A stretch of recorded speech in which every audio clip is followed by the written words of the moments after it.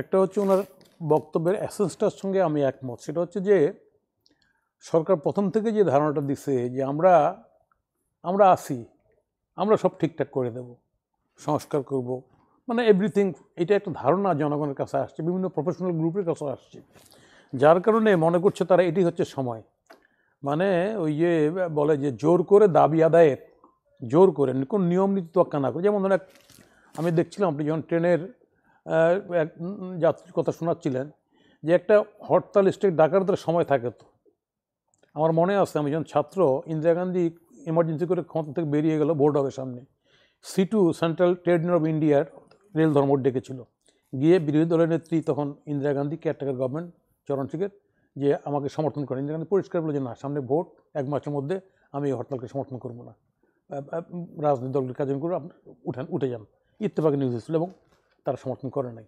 এখানে তো কারো কাছে যাওয়া লাগে নাই তাদের, তারা ডেকে দিচ্ছে।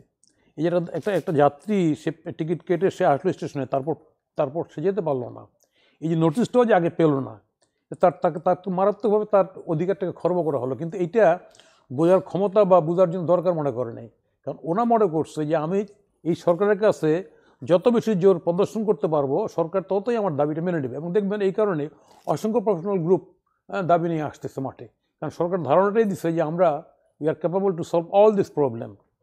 ধারণাটা হচ্ছিল যে আমি অন্তর্বর্তী সরকার, আমি এসছি একটা আমার 1.5 বছরে লাগবে ধরেন, বা 2 বছরেই এটা আমার রোডম্যাপ, এই রোডম্যাপের মধ্যে আমি এই কাজগুলি এখানটায় করবো, সংস্কার এখানটায় করবো, এটা নির্বাচনের কাজ করব।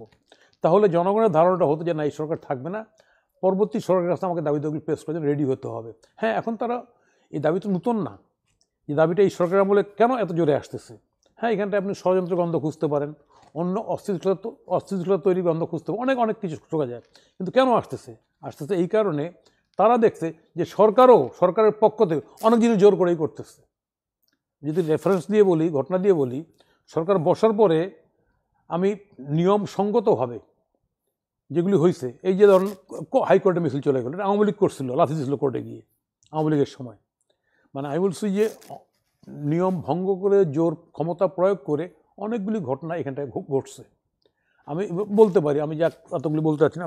তাহলে সেক্ষেত্রে সমস্ত পেশাজীবী সংগঠন বা যারা আছেন তারা জোর প্রয়োগ করে, আপনি দেখেন এই যে অর্থ উপদেষ্টা বলছেন যে আমরা এদের দাবিগুলি, মূল দাবিগুলি মেনে নিয়েছি, আজকে বা গতকালকে নিউজে। তো তারপর তাহলে এই ধর্মঘট কি জন্য তাদের? এটা অযৌক্তিক ধর্মঘট। তাদের একজন নেতার সাথে তারা যোগাযোগ করতে পারছে না, কিরকম চিন্তা করে, তাই না? ড্যাম কেয়ার, জনগণকে জিম্মি করে সে জোর করে দাবি আদায় করতে চাচ্ছে, সরকার সেটার উপর চড়াও হতে পারছে না। কি কারণে সরকার? কারণ সরকারের সেই আমি কি বলবো, সেই বল নাই, সেই ফোর্স নাই, সেই জনগণ নাই।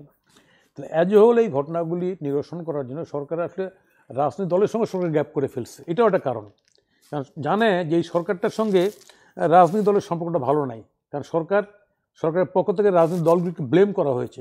ফলে এই সমস্ত গোষ্ঠীগুলি আরও সংঘবদ্ধ হয়ে জোর করে প্রয়োজনে গলা টিপে ধরে দাবি আদায় করতে চাচ্ছে। এবং এটার ঝালটা ভোগ করবে যে সরকার আসবে পরবর্তী তারা। এমনিতে দেশের অর্থনৈতিক অবস্থা ভঙ্গুর, আমরা জানি। দেশের অর্থনৈতিক অবস্থা লুটপাট এবং দুর্নীতির কারণে ব্যাংক থেকে শুরু করে সমস্ত জায়গায় খুব মাজিল অবস্থা, খুব করুণ অবস্থা, এটা আমরা জানি। তারপর তারা করছে কেন? করছে এই কারণে। এখন যেটা দরকার সেটা হচ্ছে সামগ্রিক বিষয়গুলো সরকারের এগেইন আমি বলবো ভেবেচিন্তে সামগ্রিকভাবে তার নির্বাচনের রোডম্যাপ রেডি করে তার বলা উচিত, yes I am interim government, আমি পার্মানেন্ট গভর্নমেন্ট না, আমি অন্তর্বর্তী সরকার, আমার ট্রাস্ট হচ্ছে কিছু সংস্কার করে বিচার আচার করে ভোটের দিকে চলে